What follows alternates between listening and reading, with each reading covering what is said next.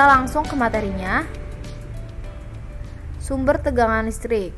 Sumber tegangan listrik seperti yang kita ketahui dibagi menjadi dua, primer dan sekunder. Sumber tegangan listrik primer adalah sumber tegangan yang tidak dapat diisi lagi jika telah habis atau sekali pakai. Contohnya baterai dan elemen volta. Di sini baterai yang biasa kita pakai di remote TV, remote AC itu merupakan sumber tegangan listrik primer karena ketika dia udah habis nggak bisa kita isi ulang. Nah, kalau sumber tegangan listrik sekunder itu sumber tegangan yang dapat diisi ulang atau dapat diisi lagi jika telah habis. Contohnya akumulator, sel surya, dinamo, baterai nikel kadmium.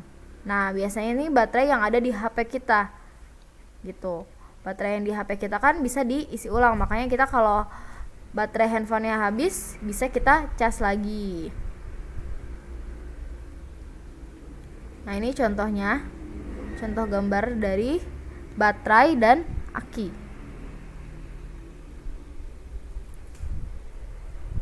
Sumber arus listrik. Sumber arus listrik juga terbagi menjadi dua.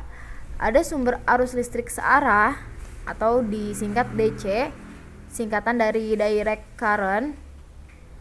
Kemudian ada sumber listrik bolak-balik atau AC, singkatan dari alternating current. Nah, contoh sumber arus listrik searah itu baterai, akumulator, sel surya. Sedangkan sumber arus listrik bolak-balik contohnya itu PLN, generator, dinamo sepeda. Nah, biasanya sumber arus listrik sebelum masuk ke komponen-komponen elektronik yang sering kita gunakan, dia harus dalam bentuk arus listrik searah gitu. Makanya di setiap komponen arus listrik biasanya ada konverter. Jadi dia mengubah si listrik bolak-balik menjadi listrik searah gitu. Nah, sedangkan kalau misalnya di sumber-sumber tegangan yang besar seperti PLN gitu ya, sumber arus listrik yang besar, nah dia ini biasanya dalam bentuk alternating current gitu. Tapi ketika dia udah mau masuk komponen listrik, dia harus dalam bentuk arus DC. Supaya apa? Supaya tidak merusak komponen listriknya. Nah, ini contoh gambar dari sel surya ya. Sel surya.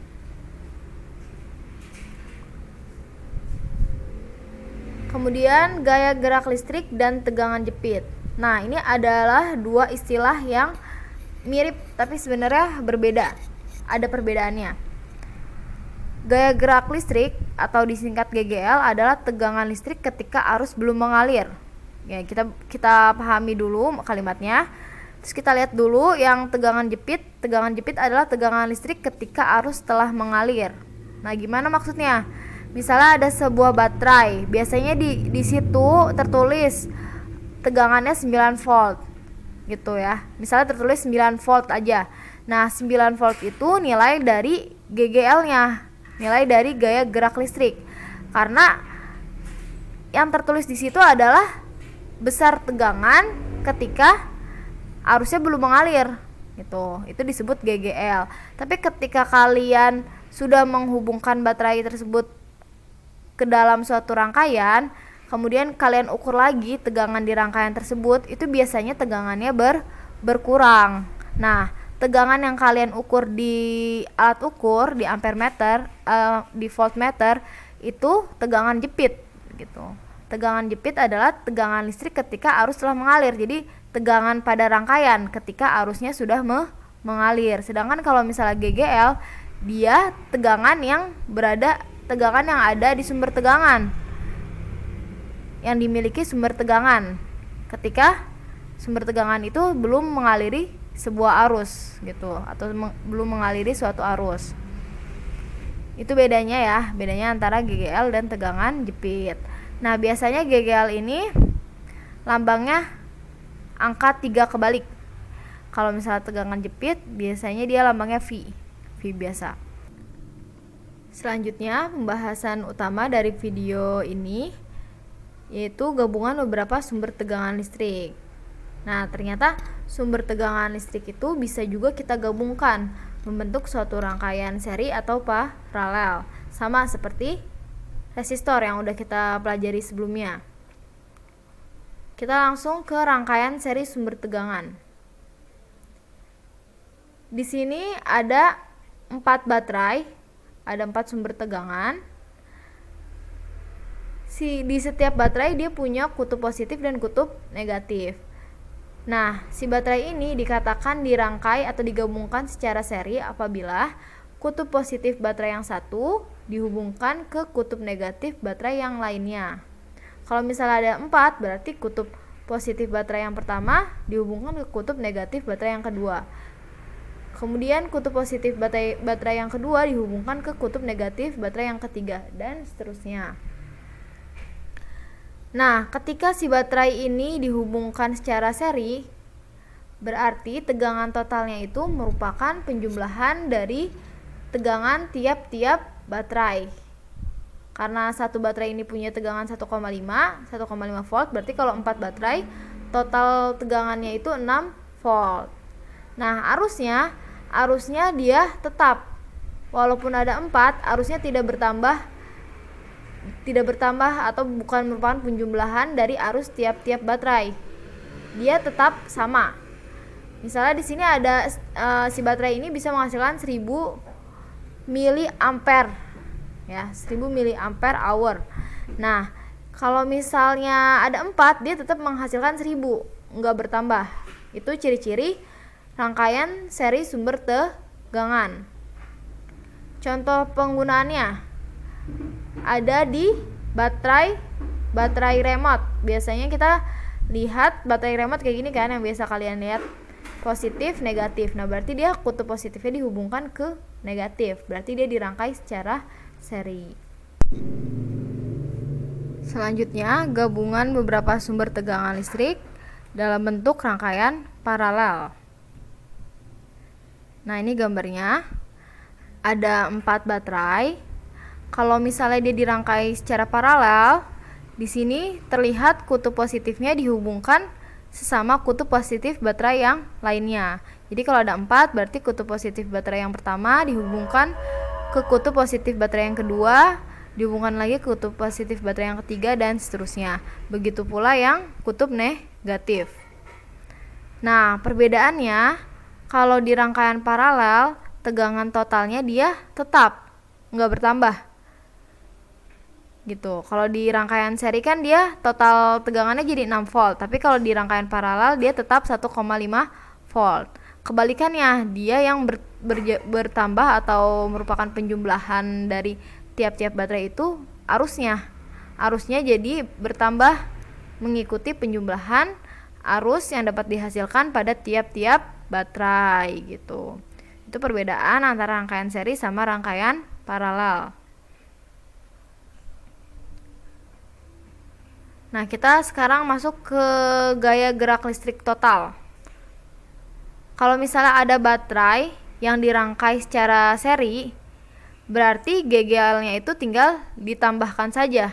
Karena tadi kan kita udah lihat ya, tegangannya itu dia bertambah, berarti GGL-nya juga dia bertambah. Merupakan penjumlahan dari GGL tiap-tiap baterai.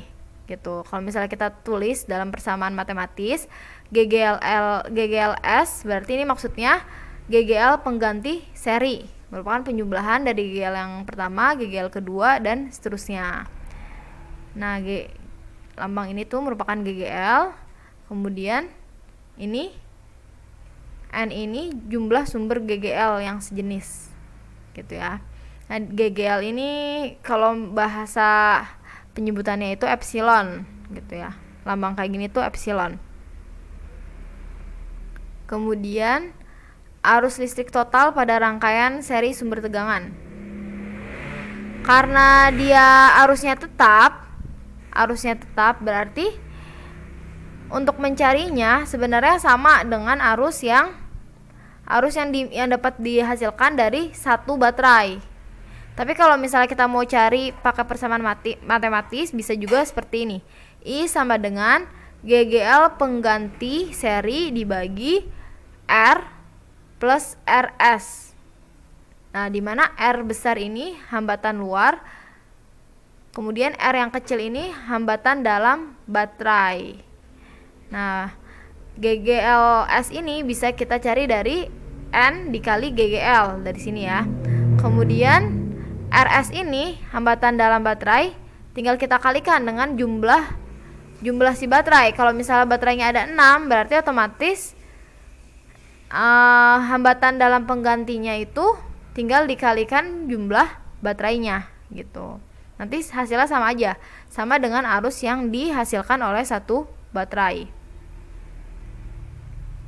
Kemudian rangkaian paralel sumber tegangan listrik, gaya gerak listriknya kita lihat, karena tadi udah kita ketahui kalau misalnya tegangan pada rangkaian paralel itu sama atau tetap tidak bertambah, maka bisa kita tulis GGL pengganti paralel itu sama dengan GGL gitu, sama dengan GGL satu sumber tegangan. Nah ya, ini GGL. Kemudian arus listriknya berarti bisa kita cari dengan GGL pengganti paralel dibagi R plus RP. Sama aja ya, sama sebelumnya, sama yang rangkaian seri, cuma berarti di sini GGLP-nya tetap GGL, nggak dikali dengan jumlah baterai. Walaupun ada 5 baterai, berarti untuk mencari arus listriknya kita tetap pakai GGL 1 baterai. Gitu, nggak dikali N. Kemudian untuk hambatan dalam penggantinya berarti ya sama kayak konsep sebelumnya. Kalau misal hambatan pengganti paralel itu berarti kan 1 per R1 plus 1 per R2 dan seterusnya ya.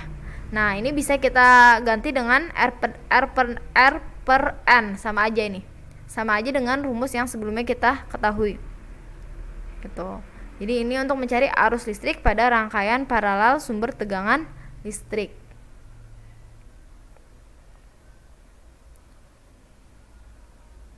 Ya, ini sama aja keterangannya. Ya, dimana N ini jumlah sumber GGL yang sejenis. Kita masuk ke keuntungan dan kekurangan dari rangkaian seri dan paralel. Nah, ini teori banget ya, dan mungkin juga sebagian besar dari kalian udah tahu kalau misalnya rangkaian seri, keuntungannya dia membutuhkan sedikit kabel, rangkaiannya lebih sederhana. Kemudian juga sumber tegangan baterai yang disusun secara seri mempunyai tegangan total berupa penjumlahan dari beberapa sumber tegangan yang diberikan atau beberapa sumber tegangan yang diserikan. Nah, berarti dia tegangan totalnya lebih besar dibanding yang rangkaian paralel. Kemudian keuntungan selanjutnya adalah beban listrik atau bisa berbentuk lampu yang dipasang seri akan dialiri arus listrik sama besar meskipun hambatannya tidak sama. Ya, karena kita balik ke konsep yang sebelumnya ya. Kalau misalnya rangkaian seri, dia arusnya sama gitu. Kalau rangkaian seri arusnya sama. Nah, kekurangannya, jika satu beban listrik lampu atau lampu mati akan membuat lampu yang lainnya juga mati gitu ya. Kalau ada satu lampu yang mati, berarti yang lainnya juga ikut mati. Itu kekurangan dari rangkaian seri. Kemudian lampu-lampunya juga tidak menyala sama terang. Atau dibandingkan dengan lampu yang dirangkai secara paralel berdasarkan yang kita udah coba kemarin melalui PET, lampu yang dirangkai secara seri itu lebih redup dibanding lampu yang dirangkai secara paralel gitu. Nah, itu salah satu yang menjadikan kekurangan dari rangkaian seri. Kemudian rangkaian paralel. Sumber tegangan baterai yang disusun secara paralel mempunyai kapasitas arus berupa penjumlahan arus dari beberapa sumber tegangan yang diparalelkan. Nah, dia arus totalnya lebih besar dibanding rangkaian seri. Nah, ini juga merupakan keuntungan rangkaian paralel. Kemudian jika salah satu beban listrik lampu mati, maka lampu yang lain akan tetap menyala gitu, dia nggak berpengaruh. Kebalikannya dari rangkaian seri. Kemudian beban listrik atau lampu yang dipasang paralel akan memperoleh tegangan sama besar sehingga lampu dengan daya yang sama akan sama terang gitu. Nah, dia lampunya menyala sama terang. Itu salah satu keuntungan dari rangkaian paralel. Kenapa sama terang? Karena tegangan yang masuk pada rangkaian paralel itu dia sama. Tapi dilihat dulu daya dari lampunya ya. Kalau misalnya daya lampunya sama, berarti otomatis dia terangnya juga sama. Kemudian kekurangannya, kebalikan dari rangkaian seri, dia membutuhkan banyak kabel karena rangkaiannya cukup rumit atau tidak lebih rumit dibanding yang rangkaian seri. Kemudian baterainya lebih boros, lebih cepat habis baterai yang dirangkai secara paralel. Selanjutnya, materi tentang energi dan daya listrik. Nah, kalian pasti udah pernah mendapatkan materi ini ketika SMP. Di sini kita cuma mengulang aja supaya kayak kalian ingat lagi materinya. Energi listrik. Energi listrik dapat didefinisikan sebagai energi yang dihasilkan oleh arus listrik karena perpindahan muatannya. Gitu. Nah, energi listrik dapat kita rumuskan sebagai W sama dengan Q dikali V, di mana W ini energi listrik, Q ini muatan listrik dikali V. Nah, Q ini kalau kalian buka lagi slide-slide sebelumnya yang udah ibu kasih di PDF-nya, Q itu bisa kita ubah menjadi I dikali T. Makanya W itu juga bisa kita rumuskan sebagai V dikali I dikali T, karena Q-nya ini kita jabarin menjadi I kali T. Nah, bisa juga kita rumuskan sebagai I kuadrat dikali R dikali T. Dapat dari mana? Si V-nya ini kita ubah menjadi I dikali R. Ingat hukum Ohm. V-nya V sama dengan I kali R. Nah, V-nya ini kita ubah menjadi I kali R. Jadi bisa kita tuliskan W sama dengan I kuadrat dikali R dikali T. Atau bisa juga I-nya yang kita ubah dari hukum Ohm lagi. I-nya bisa kita tulis V per R. Jadi W-nya itu bisa juga kita cari dari V kuadrat dibagi R dikali T.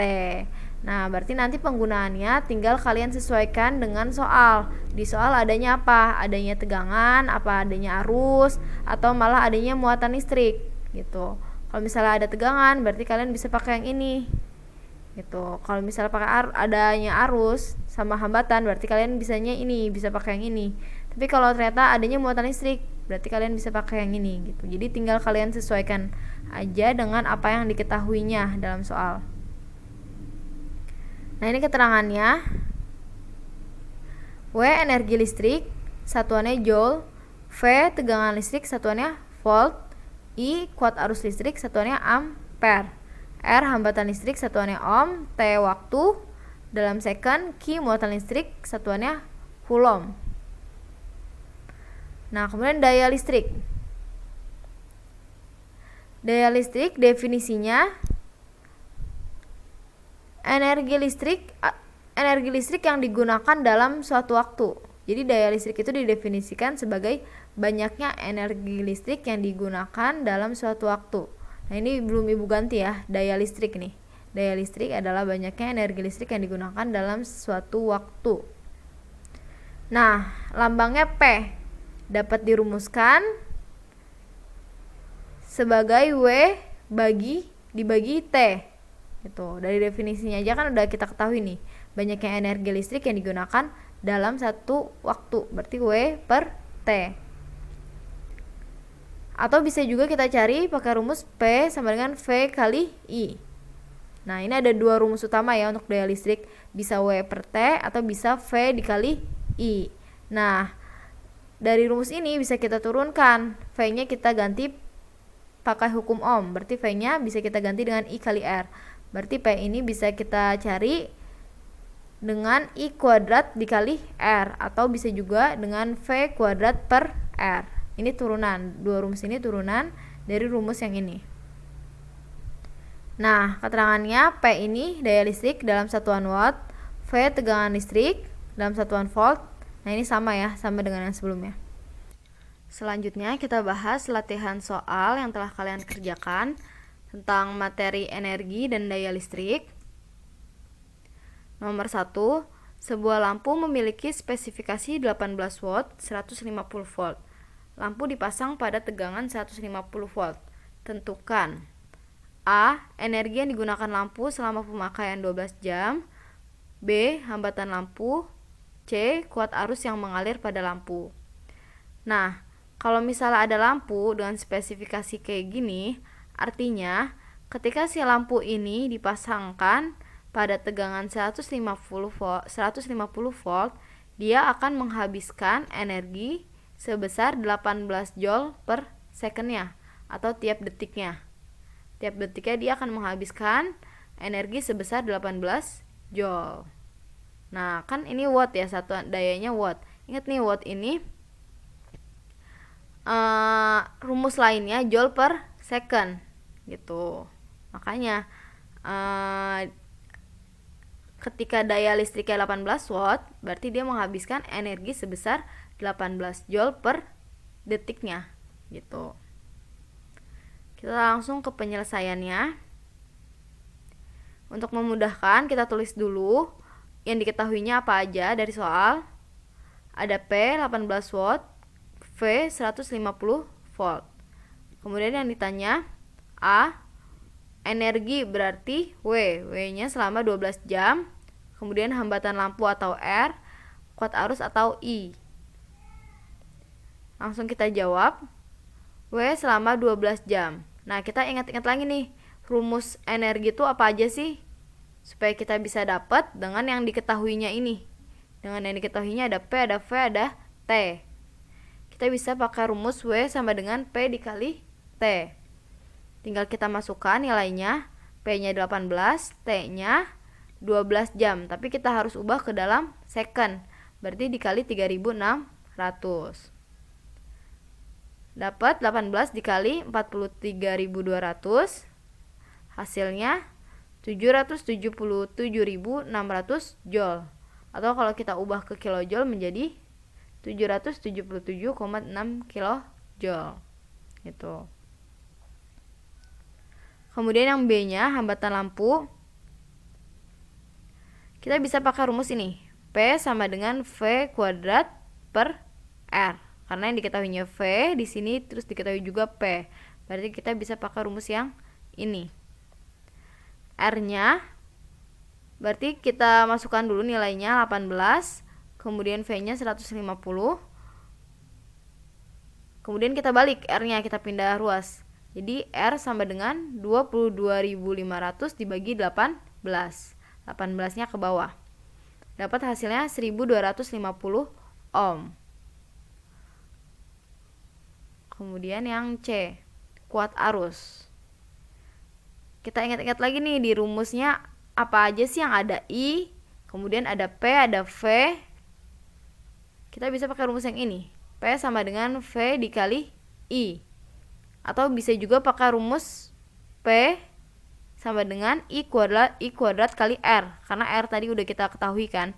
Tapi lebih simpel kita pakai ini biar lebih ringkas aja gitu rumusnya. Berarti I-nya sama dengan P per V. Tinggal kita masukkan 18 per 150. Dapat hasilnya 0,12 ampere. Lanjut ke nomor 2. Soalnya, jika energi yang dibutuhkan untuk memindahkan muatan listrik sebesar 2 coulomb dari titik A ke titik B adalah 8 joule, tentukan perbedaan potensial antara titik A dan titik B. Yang diketahuinya, 2 coulomb ini besaran muatan.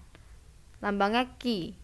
Kita tulis Q sama dengan 2C, kemudian W sama dengan 8 joule. Yang ditanya perbedaan potensial, V. Nah, berarti kita bisa pakai rumus W sama dengan Q dikali V. Tinggal kita masukin aja ya nilainya. Berarti kalau misalnya kita mau cari V, tinggal kita pindah ruas. W sama dengan Q. Q-nya kita pindah ruas. W per Q. Kemudian masukkan nilainya 8 dibagi 2, dapat hasilnya 4 volt. Nomor 3. Tentukan besar hambatan total pada sebuah lampu yang bertuliskan 120 volt dan 60 watt. Hambatan total berarti yang ditanya R-nya. Yang diketahuinya dulu, berarti yang diketahuinya V-nya 120, P-nya 60 watt. Gitu ya. Kemudian yang ditanya hambatan lampu. Berarti kita bisa pakai rumus apa nih? P sama dengan V kuadrat per R. Tinggal kita pindah ruas R-nya menjadi R sama dengan V kuadrat per P. Masukkan nilainya, V-nya 120, P-nya 60. Dapat R sama dengan 14.400 per 60. Hasilnya 240 ohm. Gampang ya, tinggal dimasukkan nilai yang diketahuinya. Kemudian nomor 4. Perhatikan gambar berikut. Ada sebuah rangkaian. Nah, kira-kira ini rangkaiannya berbentuk apa nih? Seri atau paralel? Seri ya. Walaupun dia ada belokan gini, tapi dia nggak bercabang nih. Antara R1 sama R2 nya dia tuh nggak bercabang. Jadi arusnya lanjut aja terus. Berarti dia berupa rangkaian seri. Yang pertanyaannya, diketahui R1 dan R2 berturut-turut adalah 4 ohm dan 6 ohm. Jika tegangan yang dipakai adalah 20 volt, tentukan daya listrik pada rangkaian tersebut. Diketahui R1-nya 4 ohm, R2-nya 6 ohm, V-nya 20 volt. Yang ditanya P-nya, daya listriknya. Berarti kita bisa pakai rumus V kuadrat per R. Tapi sebelumnya kita cari hambatan totalnya dulu. Karena dia seri, berarti tinggal kita tambahkan. R1 tambah R2 sama dengan 10 ohm. Kita tinggal masukkan nilainya ke rumus. Berarti V-nya 20, R-nya 10. Dapat hasilnya 40 watt. Nah, sekian materi pada video kali ini serta pembahasan latihan soalnya.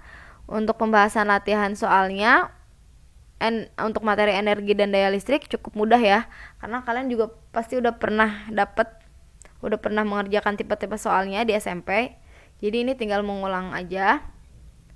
Semoga dapat dipahami. Untuk mengakhiri video pembelajaran kali ini, Ibu cantumkan quotes. Kurang cerdas dapat diperbaiki dengan belajar, kurang cakap dapat dihilangkan dengan pengalaman, namun tidak jujur sulit diperbaiki. Dari Bung Hatta. Nah, ingat nih, kurang cerdas, kurang cakap itu lebih mudah diperbaiki atau lebih mudah diubah dibanding tidak jujur. Nah, oleh karena itu sedini mungkin kita harus melatih diri untuk selalu bersikap jujur. Jujur ini masuknya ke sikap nih. Sikap itu atau kebiasaan dia akan sulit diubah kalau misalnya udah terbiasa.